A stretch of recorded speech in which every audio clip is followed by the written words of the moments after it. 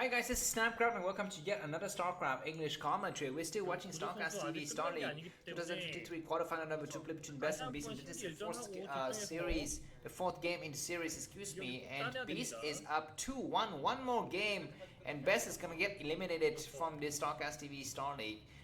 What an amazing series of games we've had so far. Game 1 was freaking epic. Game 2 was fun and Game 3 was just crazy genius from Beast. Let's see what Best has to offer for us here. Pylon first, and then going for Scouts right away. That means it's gonna be going for Cannon and Pylon Rush at his enemy's expansion on the other side of the map. Looks like Beast has not used his money to make anything just yet. That means he's gonna be preparing for 12 hatch. It looks like probe from Best, not seeing anything at this other side of the map. Okay, this looks like he's not going to go for Forge or Cannon first. He's saving money, I think. No, he is not. Okay, he's finally going to be using his money for something. He's possibly going for Forge now. Yeah, the Forge timing is a little bit late, man. Usually you send a probe right down to make the Forge when you have the 150 minerals for it. But anyways, hatchery comes down and another drone comes out to block maybe? Yeah, the drone is gonna go and check, but the probe gets inside. It's gonna try to go ahead and hide in the corner. Is it succeeding? It's succeeding and covering the other side as well. So for the time being, the rush has commenced. Let's see, we're gonna be seeing an extracted trick or some other trick. I'm not so sure. He might, okay, it looks like 4 of 3 drones come through, extract the trick, and another pylon has been made. These drone is gonna get trapped in the corner and everything gets cancelled. Very, very interesting build there from Best. Best says, you know, maybe I've done enough economic damage. I'm not gonna, you know, waste any more money for that, and he's gonna go in for the expansion now. Very interesting strategy. The drones will need to come out and still do something, but for the time being, it looks like this spawning pool is gonna complete on time, and everything is just gonna go on from there. I think that Best is not ahead. I mean, if anything, he's slightly behind, but that remains to be seen. An idle drone there. When we're not seeing a third hatchery, we're finally seeing a third hatchery at the 12 o'clock position. And Best is not yet aware of that, but at least he's taking control. Not like the previous 2 or 3 games. He's completely not in control. Best is kind of always playing in reaction to what Beast is doing. But for once, we're seeing some kind of initiative from this player, Best. Of course, Best is an older player, more experienced, but that also means that he's a little bit more rusty with his skills. I mean, his fingers are possibly not as fast as his enemy. As you can see, Best's APM is at 330, Beast is 440, of course. At this early stage of the game, APM doesn't really matter. You don't really have too many things to click on. Yeah, but anyways, the game is gonna reset core at the lower ground, so at least Best is gonna have a nice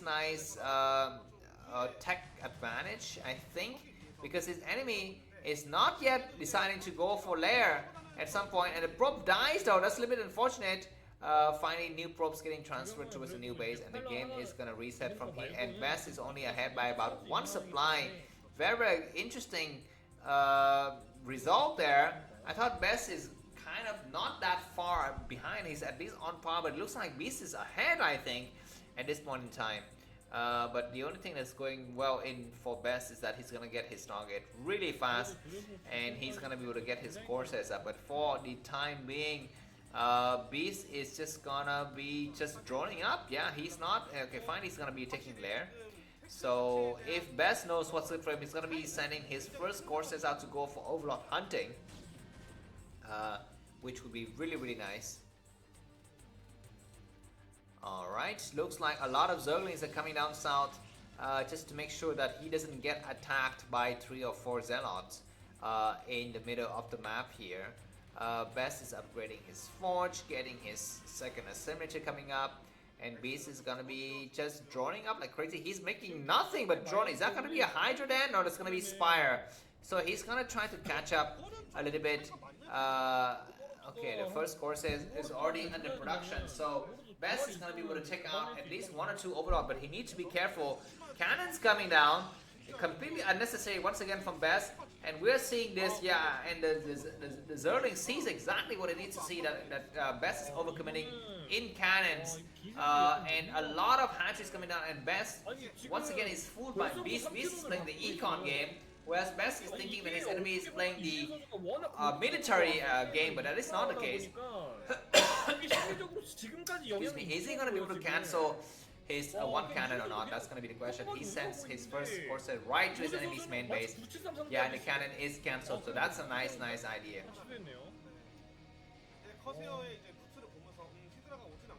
Alright, looks like the Corsairs arrive now. It's going to go for the first Overlord, and it's going to be able to take out the Overlord. Some Zealots start to attack in the middle of the map and takes a couple of Zerlings. The second Corsair should be coming up soon, and all of the Zerlings are retreating, but during this time, I think Beast is allowed to get a very nice econ flowing, and that's the problem when you play versus Zerg, is you cannot allow them to have econ. We are gonna be saying, what are you doing? Best is staying way too long. Don't stay that long, man. Okay, some Zerglings are being produced because maybe supply block. I don't know. Looks like a lot of Zerglings are being produced, and the Zealots need to kind of run back. Yeah, and finally we are seeing some supply block situation. A lot of Zerglings with speed, but the Zealots are hiding in the corner. So Best is not doing so bad, man. He needs to block this with something, and indeed he's blocking it. He needs to block it better because that single Zealot is not actually blocking it correctly. Alright, we're seeing 3 Corsairs out. Zerlings are gonna have to retreat because 3 Zealots are gonna do some kind of harassment on this side of the map, and the Zerlings are returning now, and now Beast knows that he's in trouble.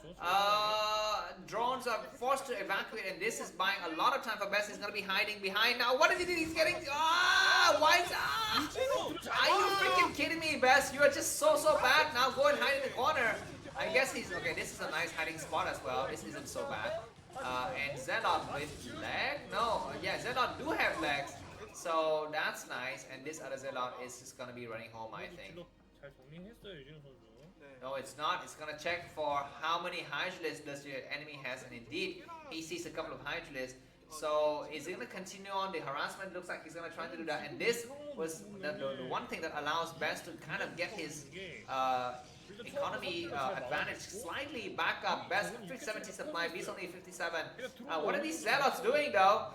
They 2 Zealots chasing 6 or 7 Zerlings. Very interesting. We never see Zealots chase Zerlings when there's like 1/3 of the Zealots number when compared to Zerlings, and now we are seeing 6 Corsairs. Where's that Scourge going? He's gonna try to. Okay, wow. Did you see that? Did you see that cannon shot missing the Scourge? That's really interesting. And anyways, we're seeing 2 Zealot and 1 Dark Templar, but that's not gonna be fast enough.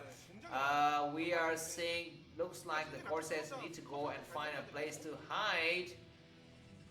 More cannons going up. I think Best is gonna be just fine here. He's finding an opening to kind of go out and run home, and indeed he's gonna be able to run home successfully. We need to find the Overlord. Looks like Best is going for Overlord hunting. There is some Overlord at the 8:30, but of course Best is not aware of that. Overlord chest is gonna go inside the main, but a lot of Hydralisks are flying through. We're seeing 4 cannons in the front only. This might be okay. We're gonna see a small excursion here. Best's reaction is a bit too slow, and he loses his Dark Templar. He's got what, 4 cannons? Does he have Storm? I don't know if Storm is research. He's got energy for it. These Zealots need to go and hide somewhere. Of course, he's trying to hunt for some Overlord, but so many units are coming and streaming through. And Best is Best ready or not? He doesn't have Storm. Oh my God, he does have Storm, and that's a nice Storm. He can does one more Storm, and that's another beautiful Storm. But so many Hydralisks, man. Does he have enough forces? He does one more Storm, but only 1 cannon remains. He needs to wait for the energy. He's got 74, 75. He needs to cast a Storm now, and he casts a beautiful Storm. But those Hydralisks are still alive. Is he gonna morph into Lurkers? I don't know. Zealot's coming from the back, and Corsair is gonna try to go out and chase those Overlords away. But he needs to be very careful though. The last of the Zealots are dead, so the Corsairs need to get out of here, man. What are you doing, Best, with his Corsairs? And just he's got like 4 Storm, but he's not allowed to really attack. And now looks at the Zealots. The Zealots are being blocked by their own Forge. That's ridiculous. And we have... okay, that's it. No more storms.